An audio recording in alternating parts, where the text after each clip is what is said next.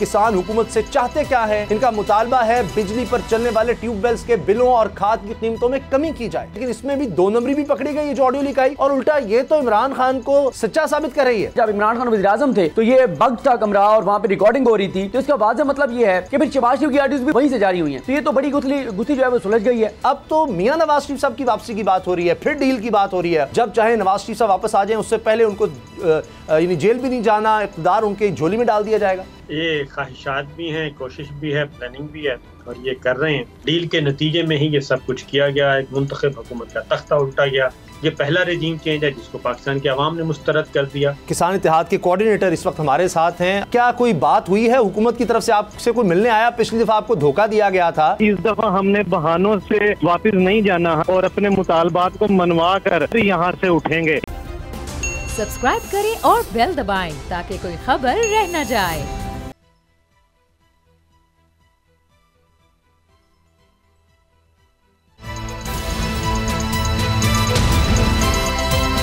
अब पता चला।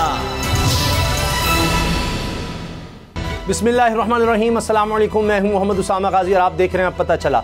आज के प्रोग्राम में बात होगी ऑडियो लीक के मुकाबले में ऑडियो लीक। इसहाक डार के बाद नवाज शरीफ भी तैयार और किसान देंगे पार्लियामेंट के सामने धरना।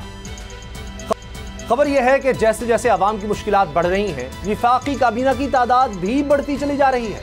जहर खाने के पैसे नहीं, ये डायलॉग सिर्फ आवाम के लिए है। कड़वा सच ये है कि आवाम के लिए इन तजुर्बाकारों के तिलों में तेल नहीं, मगर अपनों के लिए कमी कोई नहीं। मफरूर और इश्तिहारी लंदन से बुलाकर वजीर बनाए जा रहे हैं, फिर भी दिल नहीं भर रहा। काबीना में ताज़ा इजाफे का कुर्रा साबिक अटॉर्नी जनरल इरफान कादिर साहब के नाम निकला है, जिन्हें मुआविन खुसूसी की खिल्लत अता करके जनाब वज़ीर आज़म ने विफाकी काबीना का हिस्सा बना लिया है। इनकी मरात और ओहदा विफाकी वजीर के बराबर होगा। इस ताज़ा इजाफे के बाद विफाकी काबीना पाकिस्तान में वज़रा की सेंचुरी बनाने के रिकॉर्ड से महज 27 रन की दूरी पर रह गई है। जिस हिसाब से ये तादाद बढ़ रही है, उम्मीद है जल्द ये रिकॉर्ड बन जाएगा। एक और रिकॉर्ड हुकूमत मुखालिफिन को दबाने का बना रही है।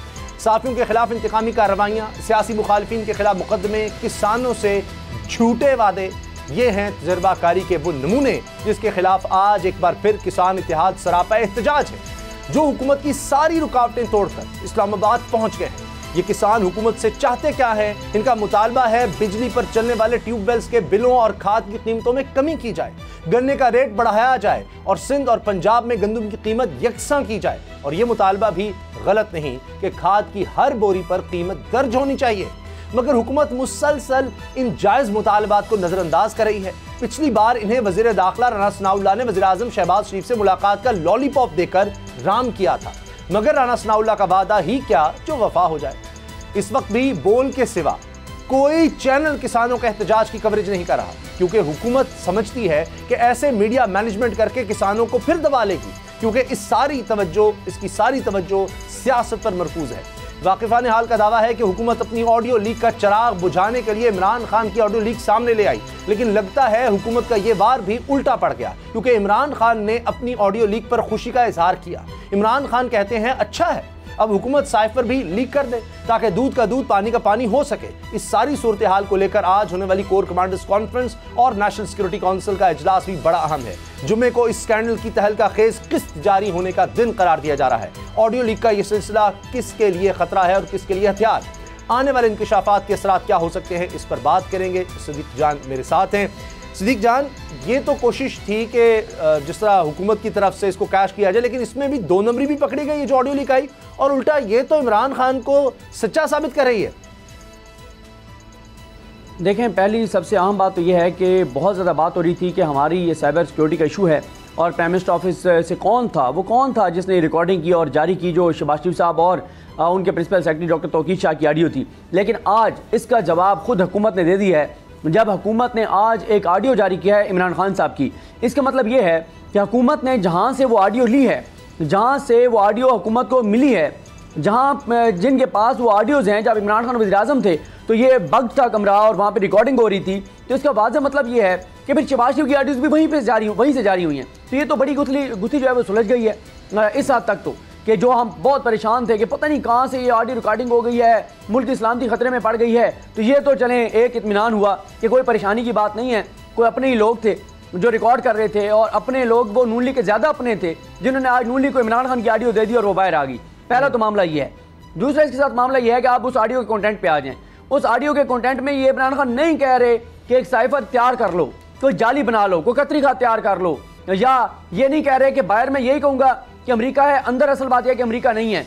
इमरान खान ये नहीं कह रहे, कोई जाती बात नहीं कर रहे, कोई अपना करप्शन की बात नहीं कर रहे, कोई अपने किसी रिश्तेदार के पावर प्लांट की बात नहीं कर रहे, अवाम पे पेट्रोल बम गिराने की बात नहीं कर रहे, ये बात नहीं कर रहे कि मैंने किसकी मिन्नतें की, किससे मैंने डील ली, किससे डील करके मैंने ये काम करवाया है। जैसे मरीम नवाज साहब की आ गई है कि एक माह की सर तोड़ कोशिशों के बाद मरीम नवाज साहब ने मना लिया कि इसहाक डार अंकल को वापस आने दें। यहाँ पर कहीं पे इमरान खान ने यह नहीं कहा कि मैंने अल्लाह और अल्लाह के रसूल का नाम अपने सियासी मकासद के लिए लिया है। जैसे मरीम नवाज साहब ने अपने वालिद मोहतरम को फ़ोन करके कहा कि इस मामले में हमारी हुकूमत को ख़तरा है, तो आप अल्लाह और अल्लाह के रसूल पे के नाम पे ये कहें कि मैं ये कर रहा हूँ, तो वो झूठे अल्लाह और अल्लाह के रसूल के नाम ले रहे थे। तो ऐसी तो कोई बात नहीं है। इस ऑडियो में वो कौन सी ऐसी बात है जो इमरान खान ने पब्लिकली ना की हो, बल्कि वो मैं 2-3 दिन पहले फवाद चौधरी साहब वहीं पर सुन रहा था, उन्होंने बड़ी ज़बरदस्त बात की। उन्होंने कहा इमरान खान की ऑडियो आ भी जाए तो कोई मसला नहीं है, क्योंकि इमरान खान वो कौन सी ऐसी बात है जो मीटिंग में करते और पब्लिकली नहीं करते, पब्लिकली करते और मीटिंग में नहीं करते। बल्कि इमरान खान की पार्टी में तो बहुत से लोगों के इमरान खान से शिकवा ये है कि बहुत सारी बातें जो पब्लिकली नहीं करनी चाहिए आप वो कर देते हैं। तो इसने तो ये बात भी साबित कर दी कि साइफर तो था। हाँ, इमरान खान जो हैं वो एक खारजा महाज के जो पेचीदा मामलात हैं उसकी वजह से शुरू में चाह रहे थे कि अमेरिका का नाम ना आए। अब जो इमरान खान का ये मुतालबा सामने आया है कि अब तो साइफर जो है वो जारी कर देना चाहिए। और उसामा गाजी साहब आप 2 नंबरी देखें, फ्रॉड देखें, इन्होंने क्या किया।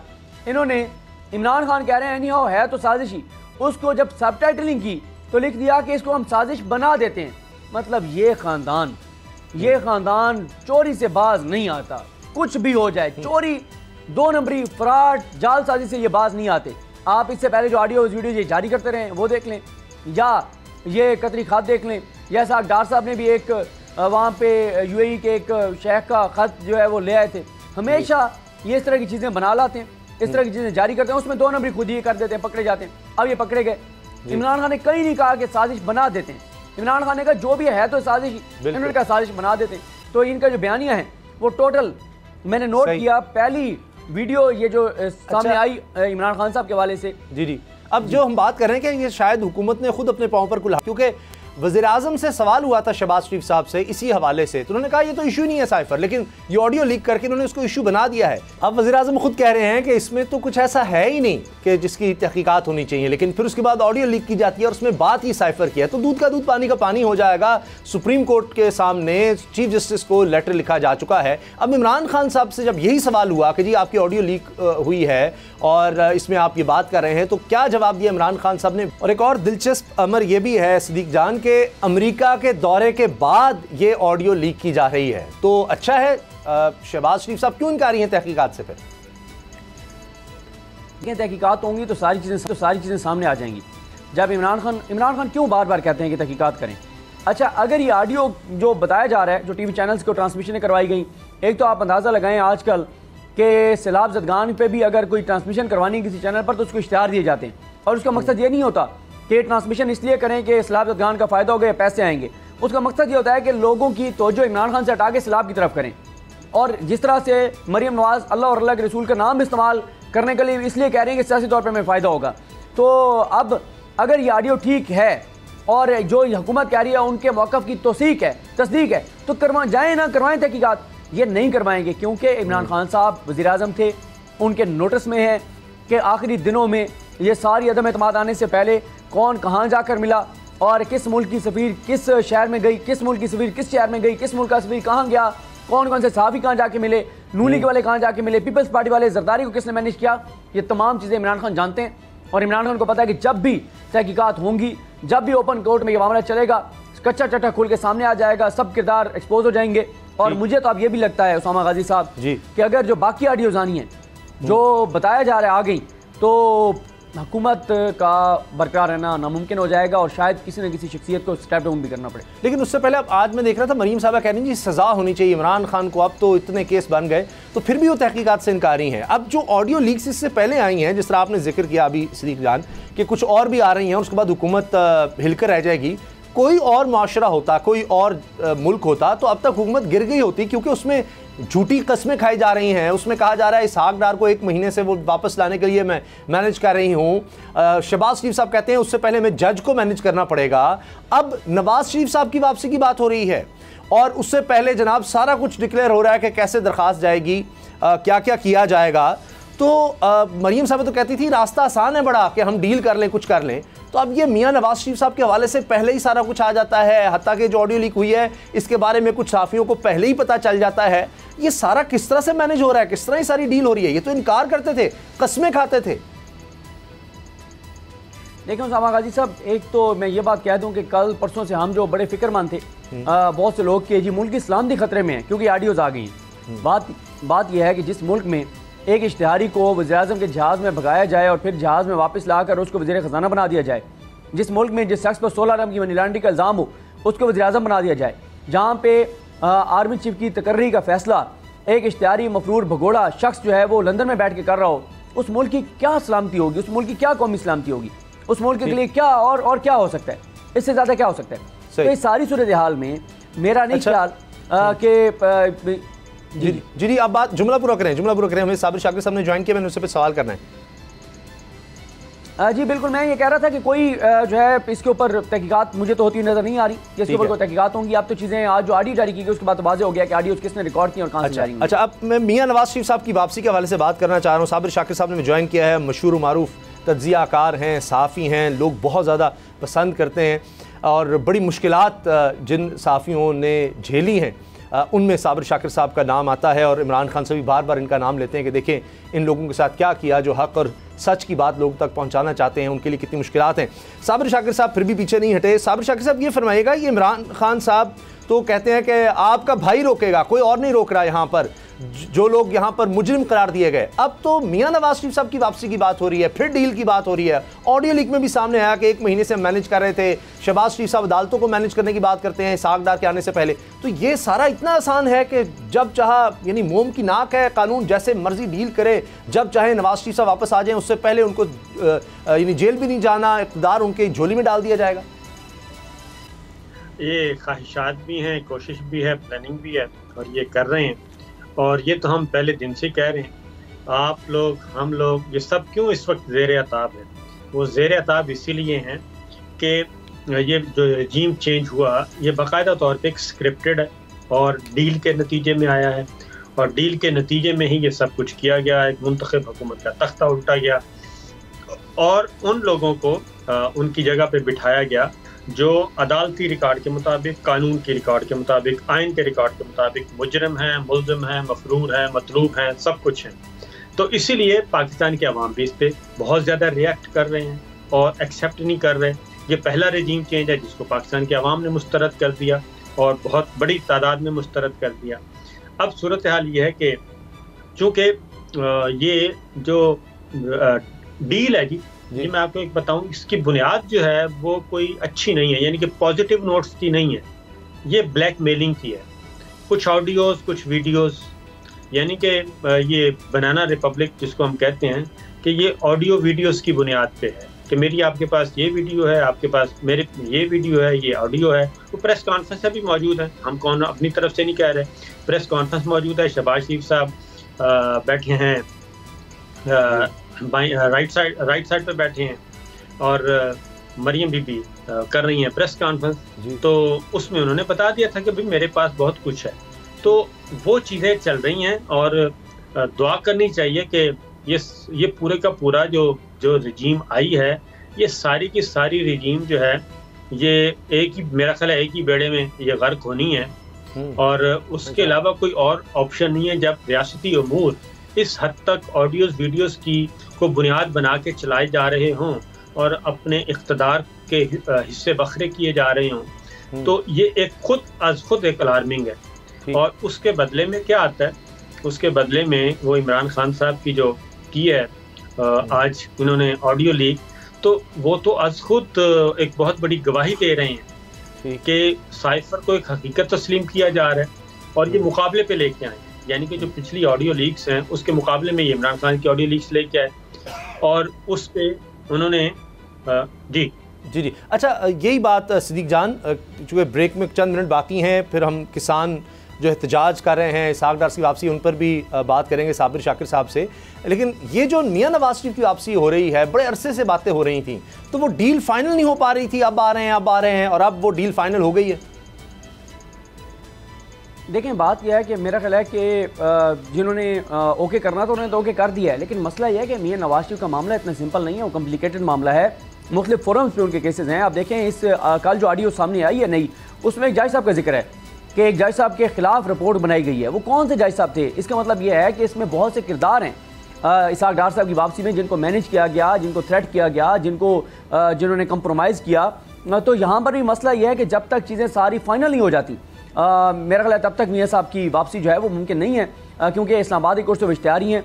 एक केस में उनकी सज़ा मुअत्तल है, एक उनके खिलाफ अपील, 3 मामला उनके इस्लामाबाद कोर्ट में मौजूद हैं, लाहौर में 3-4 फोरम्स के ऊपर उनके केसेस हैं। तो ये मामला है। मेरा ख्याल यही सवाल ज़रा अगर आप साबिर शाकिर साहब के सामने रखें तो उनसे भी ज़रा जानते हैं कि वो इस बारे में। बिल्कुल जी, साबिर शाकिर साहब, ये जज अरशद मलिक मरहूम का मामला जो आपने जिस तरह से बड़ी ज़बरदस्त तरीके से याद दहानी करवाई, वो प्रेस कॉन्फ्रेंस, वो वीडियोज़ बनाना, मलिक अब्दुल क़य्यूम साहब का वो हमारे सामने है फ़ोन करना, और फिर आप चीफ जस्टिस ऑफ पाकिस्तान के खिलाफ कैंपेन के जी ये फिक्स्ड बेंच बनाते हैं, तो ये चीफ जस्टिस नहीं मैनेज हो रहे, माजी में जो मैनेज होता चला गया मामला, तो हम आगे बढ़ते देखते चले गए।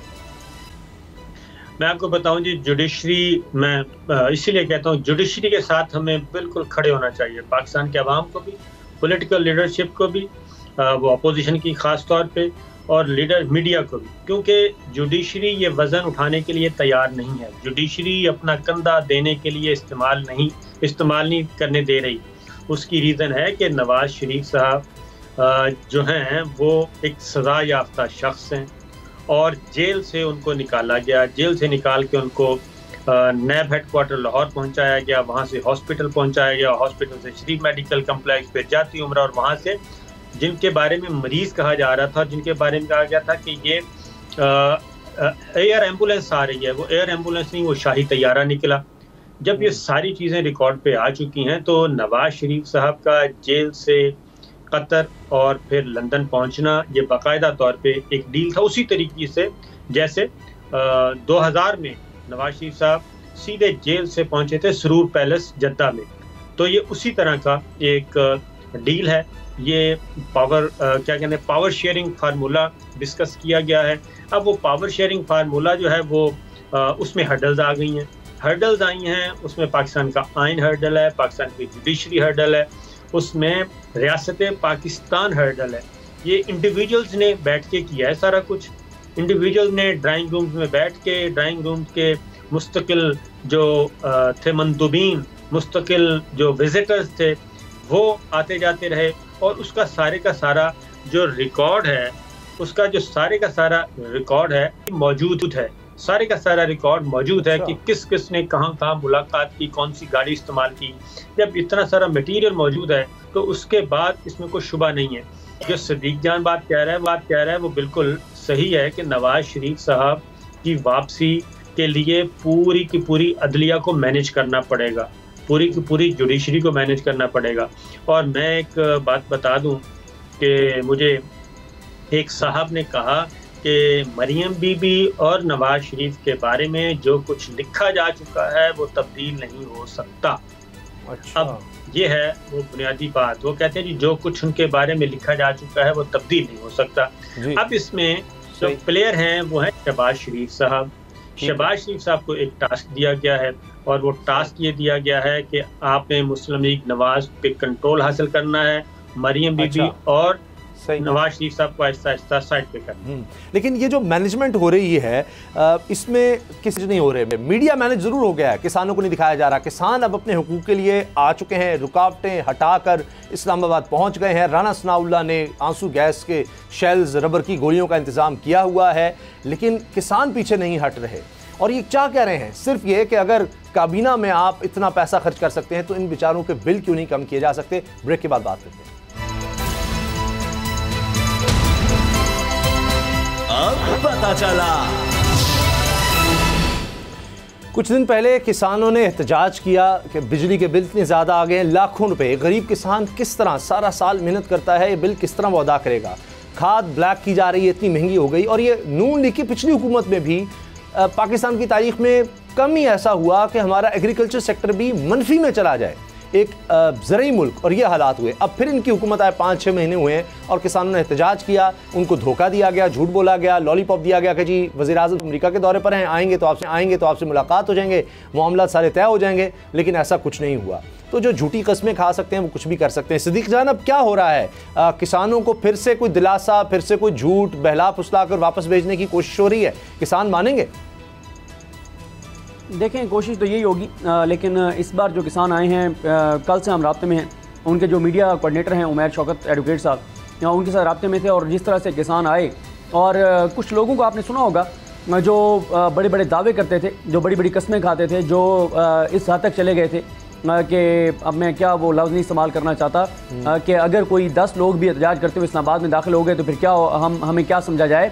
तो बहरहाल हज़ारा किसान आ गए, कंटेनर्स उन्होंने हटा दिए हैं, रुकावटें उन्होंने हटा दी हैं और वो इस्लामाबाद में इस वक्त डी चौक के करीब पहुँच चुके हैं। अब देखें उनके मुतालबात क्या हैं।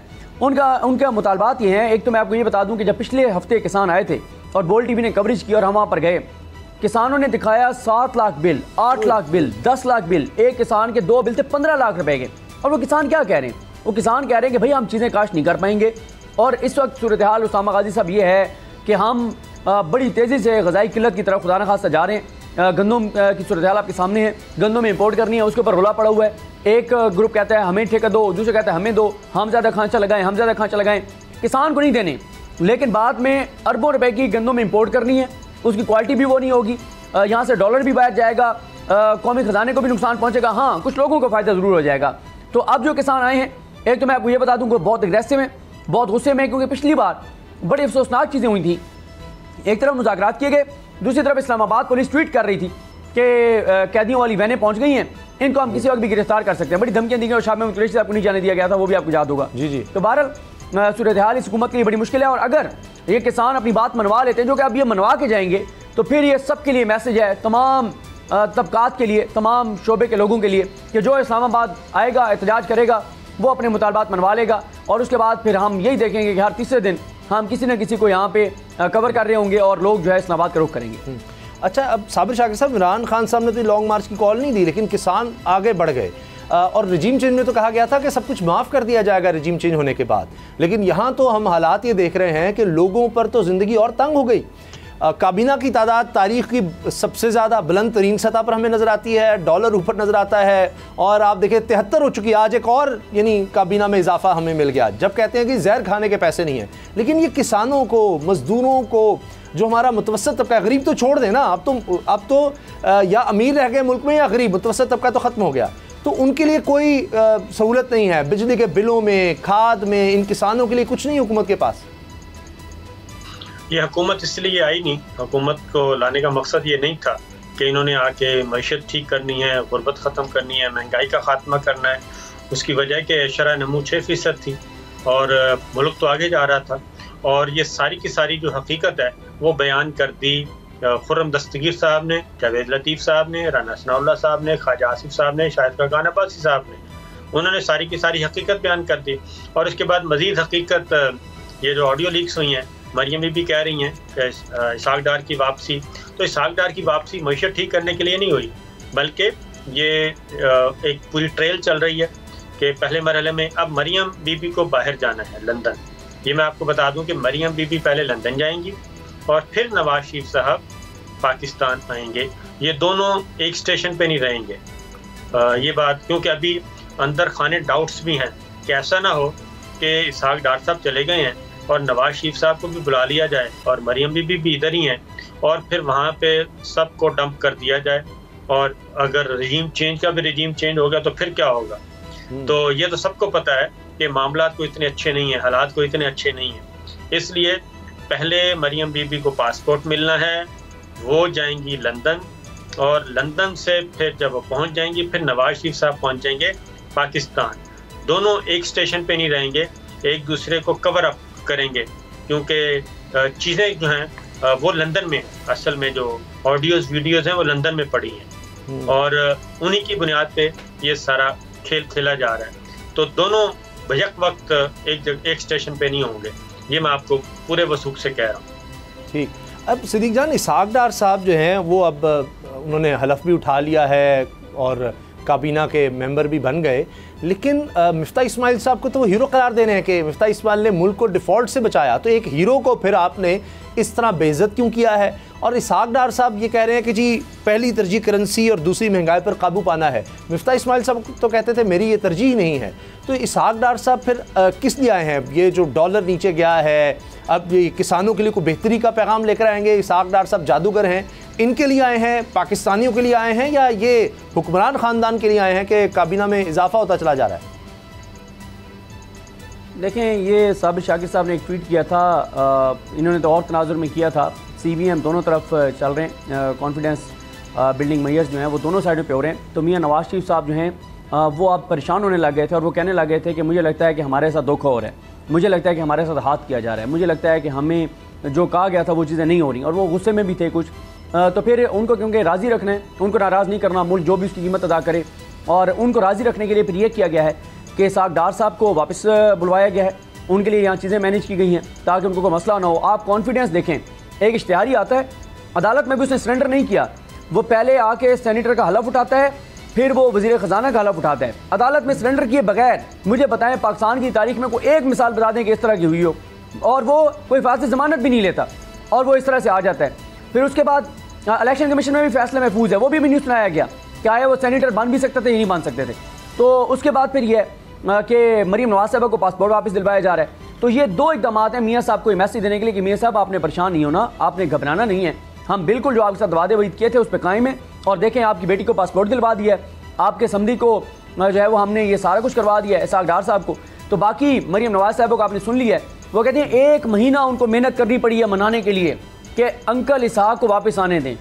तो 1 महीना ऐसा तो नहीं उनको मेहनत करनी पड़ी, क्योंकि सबको पता है पाकिस्तान में कि पाकिस्तान की मुईशत के साथ जो तबाही और बर्बादी और खिलवाड़ हुआ है वो इसहाक डार साहब ने किया है। इसहाक डार साहब की एक्सपर्टीज़ क्या है?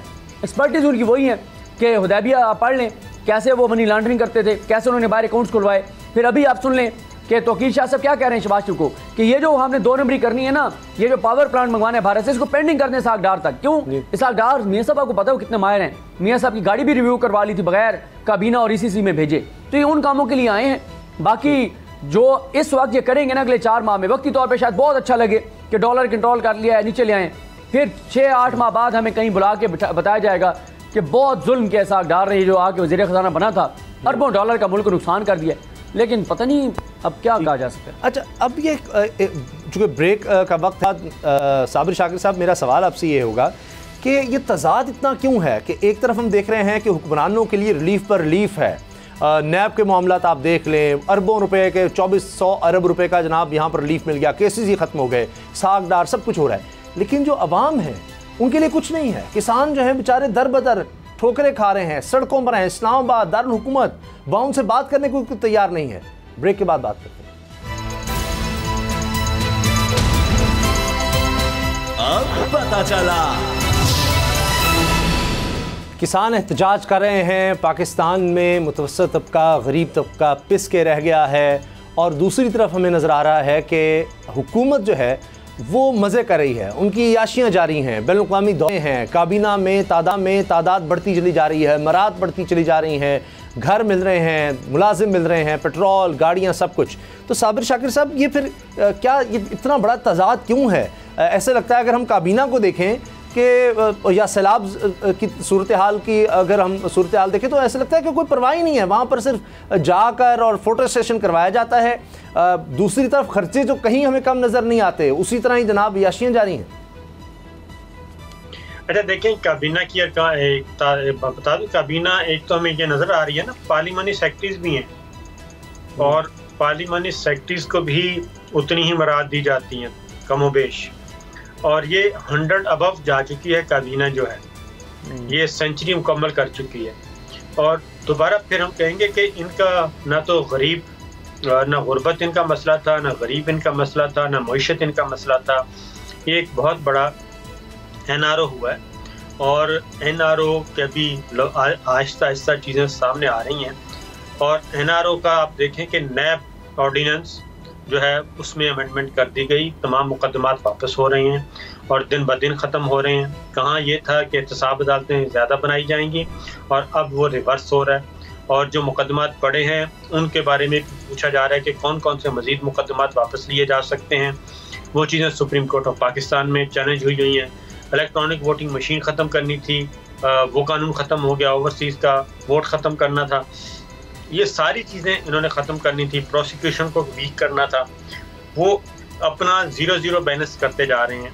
लेकिन मैं ये आपको बता दूं कि ये सारा कुछ रिवर्स होगा, इनमें से कोई चीज़ भी इस तरह नहीं रह सकेगी और अल्टीमेटली पाकिस्तान के अवाम जीतेंगे, पाकिस्तान का दस्तूर जीतेगा और इसमें हमारी जुडिशरी का बहुत इम्पोर्टेंट रोल होगा आने वाले दिनों में। क्योंकि ये अब ठीक है कर रहे हैं, आखिरी 2 ओवर चल रहे हैं, अक्टूबर में 1 ओवर खेला जाएगा, 1 नवंबर में खेला जाएगा, उसके बाद फिर क्या होगा।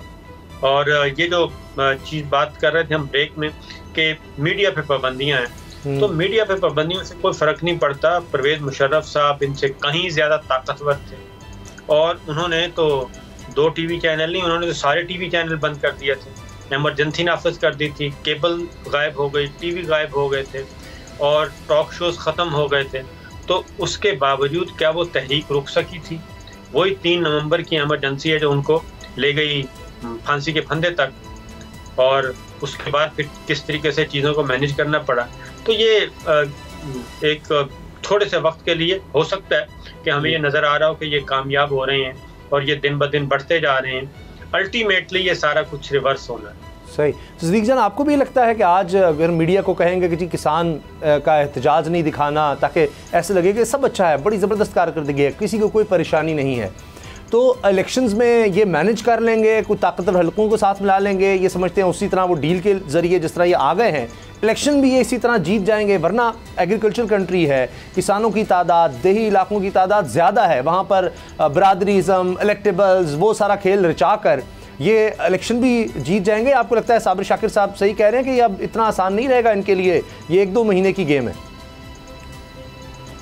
देखें, ये जो आपने बात की ना कि इनको लगता है कि कोई इनको जितवा देगा, 17 जुलाई वाला जब इलेक्शन था, 20 हल्कों में ज़मीनी इंतखाब था, तो जो लोटे हुए थे उनमें से एक लोटे से हमारे एक करीबी अजीज़ हैं, उन्होंने पूछा, उन्होंने कहा कि यार ये बताओ कि 2018 में तुम जीत गए थे, आज़ाद जीते थे, उस वक्त इस हमारे महल्ले के फ़लाँ बड़े घर जो हैं वो तुम्हारे साथ थे, अब वो बड़े इतने घर जो हैं वो सब के सब तुम्हारे खिलाफ खड़े हैं और वो इमरान खान के साथ खड़े हैं, तुम कैसे जीतोगे? तुमने तो बड़ा ब्लंडर कर दिया है इमरान खान को छोड़कर और नून लीग की गोद में बैठकर। उसने आगे से जवाब दिया क्या लगा कर, उसने कहा कि जिसके कहने पे हम गए हैं ना, हमें उसी ने जितवाना है और आप देखेंगे मैं जीत जाऊंगा। और वो 18,000 की लीड से हारा, वो लोटा 15 से 18,000 वोटों के दरमियान की कोई लीड थी, वो हारा। तो बात यह है कि जिनको लगता है कि उनको कोई जितवा देगा तो पाकिस्तान बदल गया है, अपनी झूठी तसल्लियों के लिए आप जो मर्जी कर लें, लेकिन अब इतना आसान नहीं है कि कोई आपको इस तरह से जितवा देगा। अब लोगों में गम गुस्सा बहुत ज़्यादा है। सदीक, कता कलमी माफ़, किसान रहनुमा और किसान इत्तेहाद के कोऑर्डिनेटर इस वक्त हमारे साथ हैं, आप भी अगर उनसे सवाल करना चाहे सदीक ज़रूर कीजिएगा। ये बताइएगा जनाब के अब क्या कोई बात हुई है हुकूमत की तरफ से, आपसे कोई मिलने आया? पिछली दफ़ा आपको धोखा दिया गया था, इस दफ़ा कोई यकीन दहानियाँ करवाई जा रही हैं? क्या शराइत है आपकी, या इस दफ़ा आप बैठेंगे, अब धोखा नहीं खाएंगे? जी, मैं सबसे पहले तो बोल न्यूज़ जो पाकिस्तान का सबसे बड़ा मीडिया ग्रुप है, इसका खुसूसी तौर पर शुक्रिया अदा करना चाहता हूँ कि इन्होंने आज किसानों की आवाज़ को भरपूर तौर पर जो है वो हाईलाइट कर रहे हैं। मैं खुसूसी तौर पर आप सदीक जान साहब का शुक्रिया अदा करना चाहता हूँ और मैं हुकूमत के साथ साथ बाकी सब सारे स्टेक होल्डर जो एस्टेब्लिशमेंट है उनको भी बावर कराना चाहता हूँ कि इस दफ़ा हमने बहानों से वापस नहीं जाना। हमें ये कहा जा रहा है कि आप एफ9 पार्क जाएं, फिर आपसे मुज़ाकरात किए जाएंगे, हमने एफ9 पार्क नहीं जाना, हम इधर ही बैठेंगे या जाएंगे और अपने मुतालबात को मनवा कर, और सिर्फ वादों पर नहीं, हम प्रॉपर नोटिफिकेशन लेकर यहाँ से उठेंगे। वैसे ये किसान अब अपने घरों से सिर्फ वादों के लिए नहीं आए, बल्कि इसको अमली तौर पर जब तक नहीं किया जाता उस वक्त तक हम अपने घरों को वापस नहीं जाएंगे। सदीक जान, ये बताएं उमैर शौकत साहब कि आपके साथ किसने रब्ता किया हुकूमत से, और क्या आपके, मैं ये समझाऊं कि आप ये कह रहे हैं कि उन्होंने कहा कि जब तक आप F9 पार्क नहीं जाते तब तक मुज़ाकरात शुरू नहीं होंगे, तो किसने हुकूमत से आपसे रब्ता किया? की तरफ से जी सदीक साहब, इस वक्त गवर्नमेंट की तरफ से कोई भी यहाँ पर मौजूद नहीं है, सिर्फ जिली इंतजामिया के कुछ लोग मौजूद हैं जो कि ये इसरार कर रहे थे कि आप F9 पार्क में जाएं। पहले हमें रवात पे रोका गया, उसके बाद फैजाबाद के करीब रोका गया, लेकिन अवाम ने इनके तमाम कंटेनर्स जो हैं वो हवा में उड़ा दिए। आपके पास उसकी फुटेजेस मौजूद हैं और ये अब भी हमें नहीं रोक सकते, लेकिन हम सिर्फ इनको आज रात का मौका देना चाह रहे हैं कि ये रात तक होश के नाखून लें, और अगर फिर भी हमारे मुतालबात नहीं इन्होंने पूरे किए तो फिर सुबह तक दमादम मच चलाना। लेकिन समा शौकत साहब ये बताएं कि आप इसके बाद आप आगे डी चौक की तरफ जाएंगे, किस तरफ जाएंगे आप, क्या आपका अगला अमल है? जी, अगर हमारे मुतालबात पर हुकूमत में कान नहीं धरे तो हम इसको डी चौक की तरफ लाजमी जाएंगे। और दूसरी तरफ ये धमकियां देने की कोशिश की जा रही है कि जी राना सनाउल्लाह बैठा है, वो 8000 आंसू गैस के शैल, रबर की गोलियां, प्रिजन वैन, पिछली दफ़ा भी इस तरह की ट्वीट्स की गई, थ्रेट्स किए गए थे, तो इससे तो नहीं आप खौफजदा होने वाले? जी, राना सनाउल्लाह साहब को लाहौर का बड़ा एक्सपीरियंस है, उन्होंने पहले भी किसानों के साथ बहुत सारी इंगेजमेंट की हैं और हर दफ़ा अल्हम्दुलिल्लाह किसान ही जीते हैं। तो इस दफ़ा भी वो अगर शौक पूरा करना चाहें तो उनकी मर्जी है, वो भरपूर तरीके से करें, और हम भी उन्हें बताएंगे कि किसान जो है वो अपने हक के लिए अब पीछे हटने वाले नहीं हैं। ये बताइए 5 महीने में इन्होंने क्या कुछ ऐसा कर दिया कि किसान बेचारे मजबूर हो गए अपनी फसलों को, अपने बच्चों को, अपनी ज़मीन से? किसान तो ज़मीन से इतना प्यार करने वाला होता है कि उसको छोड़कर यहाँ तक आना पड़ा, और हमने माजी में देखा नून लीग गवर्नमेंट में बड़ा जुल्म होता है किसानों के साथ। जी सदीक साहब, ये एक तवील दास्तान है, किसी भी हुकूमत ने जो है किसान का साथ नहीं दिया, कि हर किसी ने सिर्फ झूठे वादे किए हैं। इमरान खान साहब के दौर में भी जो खाद है वो ब्लैक में फरोख्त होना शुरू हुई और वो अब भी कायम है। वो कार्टेल इतना मजबूत हो गया कि वो अब टूट ही नहीं सकता। ये एक तवील दास्तान है, किसान एक तवील अरसे से जो है वो इस जुल्म में पिस रहे हैं, और कोई भी हुकूमत सिर्फ बहानों और वादों के अलावा इस पर अमली तौर पर कोई रिलीफ प्रोवाइड नहीं कर रही है। ठीक है, बहुत बहुत शुक्रिया आपका साबिर शौकत साहब, रहनुमा किसान इत्तेहाद। साबिर शौकत साहब, क्लोजिंग से पहले ये इस हुकूमत की गवर्नेंस के बारे में क्या कहेंगे? जो इस वक्त आप हालात देख रहे हैं, इमरान खान साहब लॉन्ग मार्च का कह चुके हैं, लेकिन उससे पहले ही देख लें कि लोग अब सड़कों पर आ गए हैं, किसान आ चुके हैं। देखिए, गवर्नेंस के बारे में क्या कहना, वो तो जुबान ज़द आम है। $178 से 230-35 रुपए तक है। पेट्रोल 250 रुपए से 150 से 250 तक पहुंच गया, डीजल पहुंच गया। बिजली की कीमतें आपके सामने, किसान एहतजाज कर रहे हैं, ताजर एहतजाज कर रहे हैं। ये जो अगला काम होना है इमरान खान साहब जिसका कह रहे हैं कि किसी चीज़ की जरूरत नहीं पड़ेगी, ये मल्टी डायमेंशनल होना है, और उसी के लिए तैयारी की जा रही है। और उसके बाद इनको अंदाज़ा होगा कि राना सनाउल्लाह साहब हैं, ये जो भी है इनके पीछे, वो कितना ताकतवर है। उसकी वजह यह है कि पाकिस्तान के अवाम जो हैं वो इस वक्त नाराज़ हैं, और जब पाकिस्तान का अवाम नाराज़ हो जाता है तो फिर हमारे सामने 53-54 की तहरीक भी है, हमारे सामने 74 की भी है, फिर 77 की भी है, फिर मुखला तहरीक भी है। बिल्कुल सही। तो उसके बाद कुछ नहीं बचता, और मेरा ख्याल है कि इस दफ़ा भी रिजल्ट वही आए जी। और हमें बिल्कुल नज़र आ रहा है कि इस वक्त ये बेहतरीन हुकूमत नज़र आ रही है हमें तारीख की, जो कि सबसे तजर्बाकार 13-16 जमातें की टीम मिलकर, और अवामी जज्बात क्या हैं वो भी हमने आपको दिखा दिया। प्रोग्राम देखने का शुक्रिया, इजाज़त दीजिए, अल्लाह हाफ़िज़।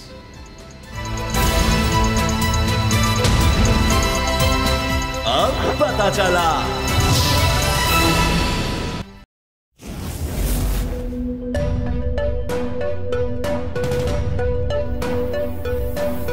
यहाँ सबको सिर्फ 1 मिनट मिलेगा, and your time starts now.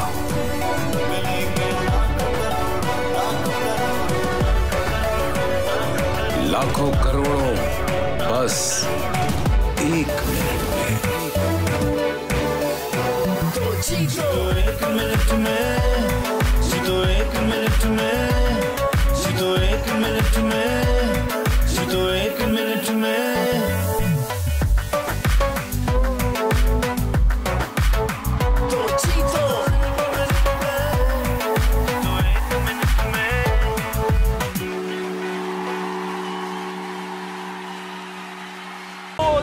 एक बार फिर नंबर 1।